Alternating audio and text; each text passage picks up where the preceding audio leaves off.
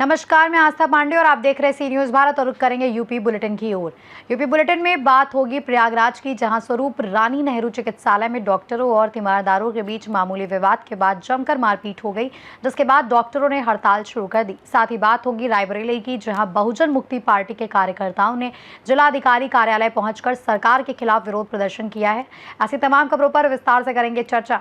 खबर फिरोजाबाद से है, जहां ग्राम प्रधानों और प्रधान संघ के पदाधिकारियों ने जिला मुख्यालय दबरई पर जोरदार धरना प्रदर्शन किया। प्रधान संघ के अध्यक्ष रामनिवास यादव के नेतृत्व में समस्त 9 ब्लॉकों के ग्राम प्रधानों ने आरोप लगाया कि उन्हें लखनऊ में होने वाले महासम्मेलन में जाने से प्रशासन द्वारा रोका गया और कई प्रधानों के घरों पर पुलिस तैनात की गई, जिसे उन्होंने संविधान के खिलाफ बताया। प्रदर्शनकारियों ने जिला मुख्यालय पर नारेबाजी करते हुए जिलाधिकारी को ज्ञापन सौंपने की बात भी कही और मांग की कि या तो पंचायत चुनाव समय पर कराए जाए या ग्राम प्रधानों का कार्यकाल बढ़ाया जाए। धरना स्थल पर बड़ी संख्या में प्रधान मौजूद रहे और माहौल काफी देर तक तनावपूर्ण बना रहा। जी प्रधान जी, सबसे पहले मैं आपका शुभ नाम जानना चाहूँगा। मैं रामनिवास यादव, अखिल भारतीय प्रधान संगठन का जिलाध्यक्ष। जी अध्यक्ष जी, आज आप जिला मुख्यालय पर आए हैं, आपने धरना प्रदर्शन किया है, किस बात को लेकर धरना प्रदर्शन किया है? आज हम लोगों ने जो धरना प्रदर्शन किया है उसका उद्देश्य ये है कि हम लोगों ने पूर्व में भी जिलाधिकारी के माध्यम से प्रदेश के मुख्यमंत्री को अपना एक मांग पत्र दिया था, जिसमें हमारी मांगें थीं कि पंचायत चुनाव समय से कराए जाएं और पंचायत चुनाव समय से कराने के लिए कोई बाधा नहीं है, कोई समस्या नहीं है। केवल सरकार अपनी सुविधा के लिए, अपनी भलाई के लिए, व्यक्तिगत लाभ के लिए पंचायत के चुनावों को टालना चाह रही है और टाल रही है। तो पंचायत चुनाव जब अपने फायदे के लिए सरकार टाल रही है, तो हमारी मांग दूसरी ये थी कि आप चुनाव नहीं करा पा रहे हैं या नहीं करा रहे हैं तो प्रधानों का कार्यकाल बढ़ाया जाए। और ये कार्यकाल बढ़ाए जाने के पीछे हमारी ऐसी कोई मंशा नहीं है कि हम लोगों को कोई लालच हो, क्योंकि हम लोगों ने अपना कार्यकाल पूरा कर लिया। हम लोगों की कोई ऐसी तमन्ना नहीं रही, और तमन्ना होगी भी तो आगे फिर चुन के आएंगे। लेकिन चूंकि गांव के लोगों की हमने 24 घंटे सेवा की है, उनके सुख और दुख में जुड़े रहे हैं, तमाम लोगों ने हमारा स्वागत किया है, मालाएं पहनाई हैं, कुछ ने तीखी बातें भी कही हैं, लेकिन संबंध हमारे बने हैं आत्मीयता के। और गांव में जो विकास किया है, कुछ गांव विकास अधूरे भी हैं, वो भी आगे होने हैं। तो अगर हम लोगों का कार्यकाल नहीं बढ़ाकर प्रशासक बना दिए गए, तो प्रशासकों का अब तक का जो अनुभव रहा है वो ठीक नहीं रहा। क्योंकि पहले जब जब प्रशासक बने हैं तो उन्होंने विकास के धन का बंदर बांट किया है और विकास के काम नहीं हुए हैं, जिसकी के वैधानिक रिपोर्टें भी हैं, सारी पंचायतों की जांचें भी हैं, कार्रवाई नहीं हुई है, वो अलग बात है। तो इसलिए पुराने अनुभव को देखते हुए हम लोग नहीं चाहते कि पुनः वो गलती दोहराए सरकार और विकास के पैसे का बंदर बांट हो। दूसरी बात, जब गांव में प्रधान नहीं होते हैं, प्रशासक होते हैं, तो वो पंचायतें प्रतिनिधि के विहीन होती हैं, और प्रतिनिधि विहीन में जब पंचायत है तो अधिकारी कर्मचारियों को पूरी तरह से अपनी मनमानी करने का मौका मिलता है। लोग प्रधानों के पास बड़ा उम्मीद के साथ और विश्वास के साथ आते हैं और प्रधान उनकी उम्मीदों पर खरे भी उतरते हैं, खरे उतरने का प्रयास भी करते हैं। तो हमारी मांग ये है कि विकास के पैसे का बंदर बांट न हो और हमारे गांव के लोगों को समस्याओं के लिए इधर उधर न भटकना पड़े, इसलिए हम लोगों का कार्यकाल बढ़ाया जाए। और कार्यकाल बढ़ाने के लिए ही आज का लखनऊ में हम लोगों का प्रधान महासम्मेलन था, जिसमें हम सारे लोगों को जाना था, लेकिन सरकार के इशारे पर जिला प्रशासन द्वारा, पुलिस के द्वारा हमारे सम्मानित पदाधिकारियों को रोकने का प्रयास किया, सम्मानित प्रधानों को रोकने का प्रयास किया। लेकिन चूँकि हम लोग जिम्मेदार जनप्रतिनिधि हैं, जिम्मेदार हैं, संवैधानिक पद पर हैं, संविधान का पालन करना जानते हैं, इसलिए हम लोगों ने संविधान की मर्यादाएं रखते हुए जोर जबरदस्ती न करके लखनऊ जाने का प्रयास न किया वैसे हम चाहते तो लखनऊ जा सकते थे, लेकिन हमने संवैधानिक मर्यादाओं को बनाए रखने के लिए ये निर्णय लिया कि हम नहीं जाएंगे और अपनी बात को यहीं कहेंगे। लेकिन आज आपके माध्यम से सारे प्रधान साथी जनपद के एक स्वर में कह रहे हैं कि हमारे कार्यकाल को नहीं बढ़ाया गया और अगर प्रशासकों को नियुक्त किया गया तो सरकार की यही प्रधान ईंट से ईंट बजाने का काम करेंगे। फिरोजाबाद से सी न्यूज संवाददाता सन्नेश कुमार गुप्ता की रिपोर्ट। खबर प्रयागराज से है, जहां स्वरूप रानी नेहरू चिकित्सालय में डॉक्टरों और तीमारदारों के बीच मामूली विवाद के बाद जमकर मारपीट हो गई, जिसके बाद डॉक्टरों ने सुरक्षा की मांग को लेकर ओपीडी और इमरजेंसी सेवाएं बंद कर हड़ताल शुरू कर दी।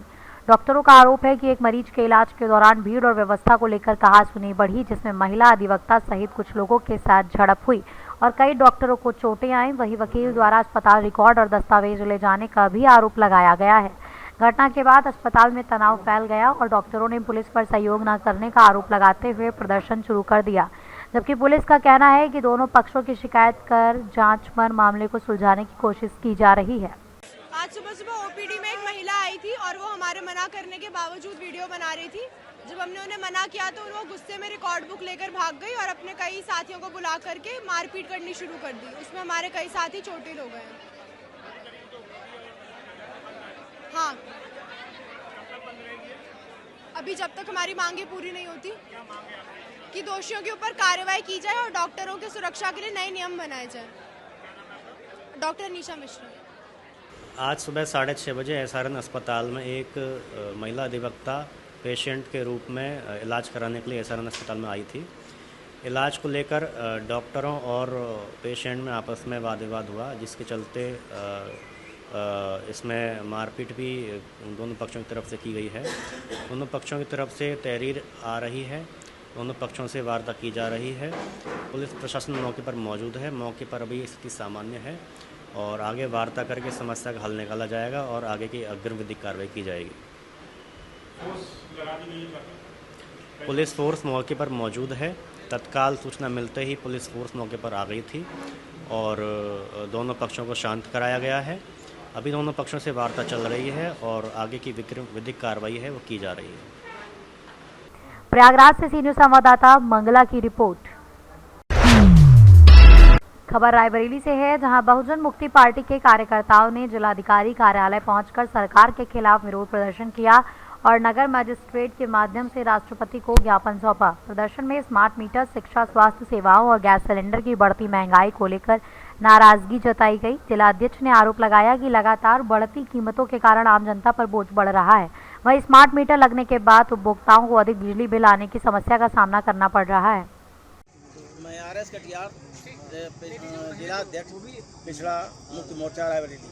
आज आप लोगों ने ज्ञापन सौंपा है, क्या है ज्ञापन में? ज्ञापन इसलिए सौंपा है कि जो सरकार है स्मार्ट मीटर लगाकर पब्लिक को लूट रही है और दूसरा गैस के दाम बढ़ा करके गैस में पब्लिक का लाइन लगवा करके और परेशान कर रही है और डीजल पेट्रोल के दाम बढ़ाकर तमाम प्रकार से परेशान कर रही है सरकार को, पब्लिक को परेशान कर रही है सरकार।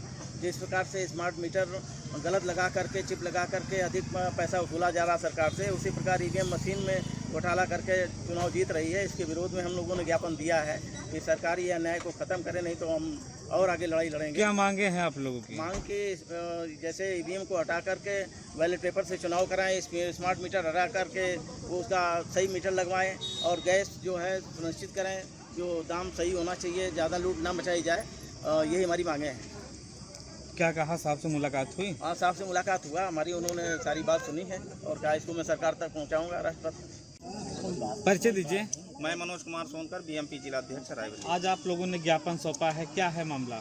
ज्ञापन हमारे देश में जो अन्याय और अत्याचार चल रहा है, ईवीएम के माध्यम से हमारे वोटों की चोरी हो रही है और ये जो ईवीएम की नाजायज जो सरकारें बन करके हमारे जनता को विभिन्न तरीकों से अन्याय और अत्याचार के कारण परेशान कर रही, कभी गैस के नाम पर, कभी ये डीजल और पेट्रोल के दाम पर, शिक्षा पर कभी सवाल नहीं करती, जबकि सरकारी विद्यालय में बिल्कुल उसको निष्क्रिय कर दिया गया। इसके विरोध में हम लोग ये राष्ट्रपति महोदय से मांग करते हैं कि शिक्षा के ऊपर विशेष ध्यान दिया जाए और ईवीएम को समाप्त करके जो जनता के वोटों की चोरी की जा रही है इसको समाप्त किया जाए।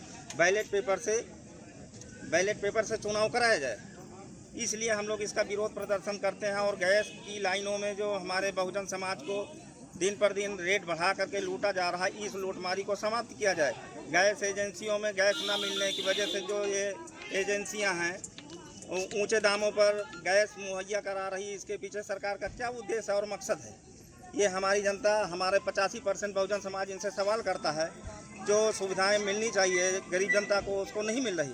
और हमारे यहाँ सरकारी स्कूलों को बिल्कुल निष्क्रिय कर दिया गया और प्राइवेट स्कूलों को भारी भरकम फीस जमा करनी पड़ती है, जिससे सभी 85% जो अभिभावक हैं परेशान हैं।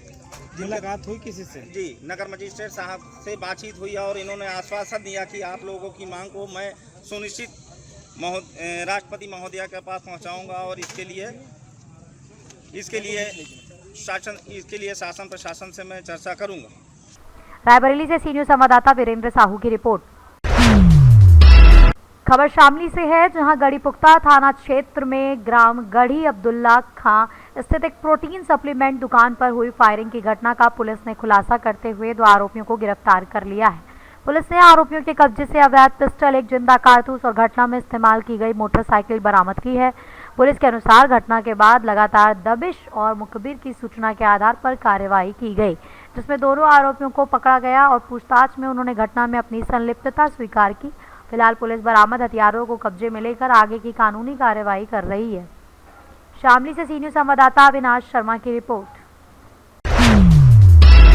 खबर शाहजहांपुर से है, जहां रोजा थाना क्षेत्र में मंगलवार को उस समय हड़कंप मच गया जब एक महिला अपने प्रेमी के साथ मोबाइल टावर पर चढ़ गई, जिससे इलाके में अफरा तफरी का माहौल बन गया और बड़ी संख्या में लोग मौके पर जमा हो गए। सूचना मिलने पर पुलिस और प्रशासन की टीम मौके पर पहुंची और क्षेत्र को घेर कर दोनों को नीचे उतारने के प्रयास शुरू किए गए।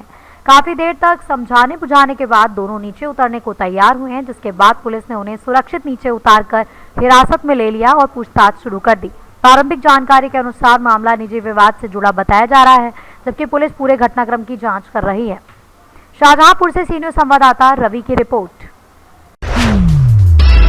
खबर हरदोई से है, जहां कछौना क्षेत्र के ग्राम नैरा में ज्येष्ठ मास के तृतीय बड़े मंगलवार के अवसर पर हनुमान भक्ति से ओतप्रोत सुंदरकांड पाठ और विशाल भंडारे का भव्य आयोजन किया गया। ग्राम निवासी सोमपाल सिंह के पौत्र शिवम सिंह के सौजन्य से आयोजित इस कार्यक्रम में विद्वान आचार्यों द्वारा सुंदरकांड का संगीतमय पाठ किया गया, जिससे पूरा वातावरण भक्ति और आध्यात्मिक ऊर्जा से भर गया। पाठ के बाद आयोजित विशाल भंडारे में आसपास के गांवों सहित बड़ी संख्या में श्रद्धालुओं ने प्रसाद ग्रहण किया। आयोजक की इस पहल की क्षेत्र में सराहना की जा रही है।